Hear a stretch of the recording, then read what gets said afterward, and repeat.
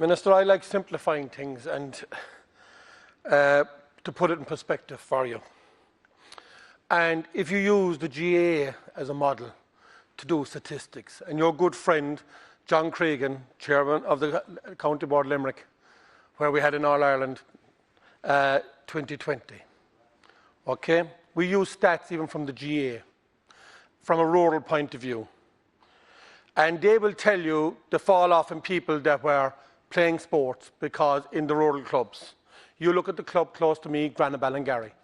2 parishes had to join to form a club.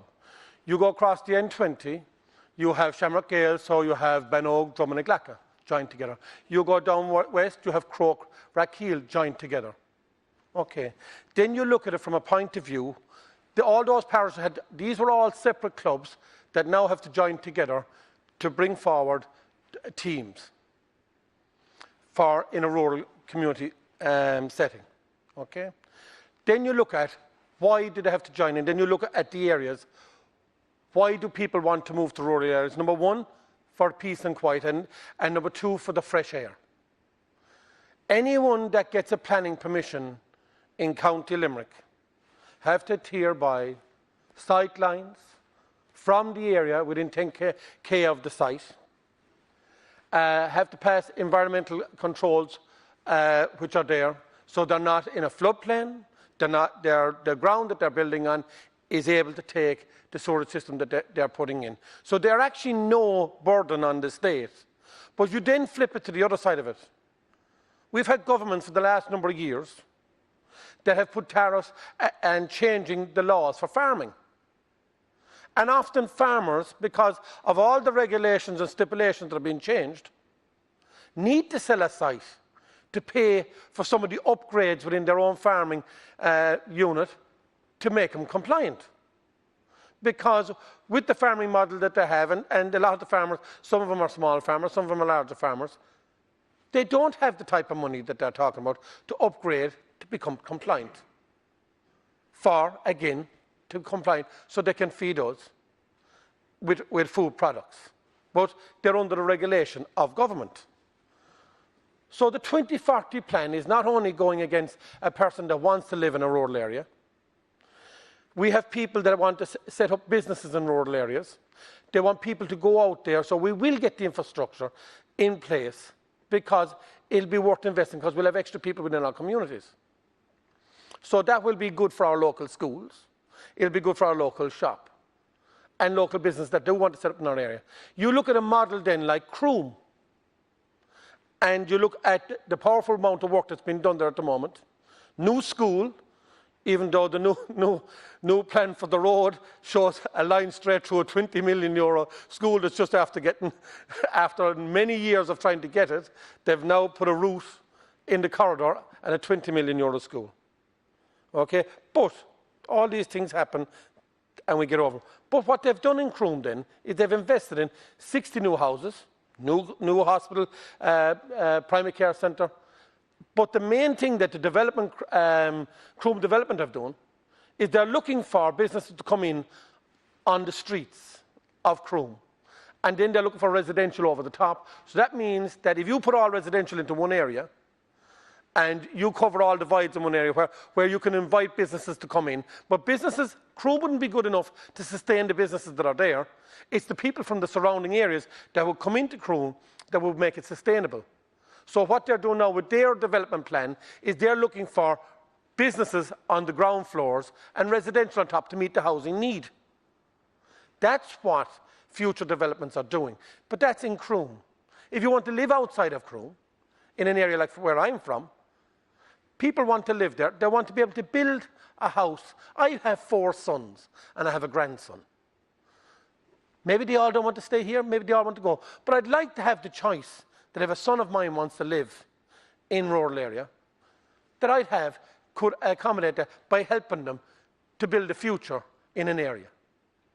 The 2040 plan does not cover that under its present system. That's where we're going wrong. I'm from the country. People within the country, our county, we should have the same equality of anyone trying to build in a town or city. We're not putting on infrastructure as sewerage. We're not putting on for water because we have our own. We pay through the nose for every single thing we do. All we're looking for is that you will allow them build if they want to in a rural setting.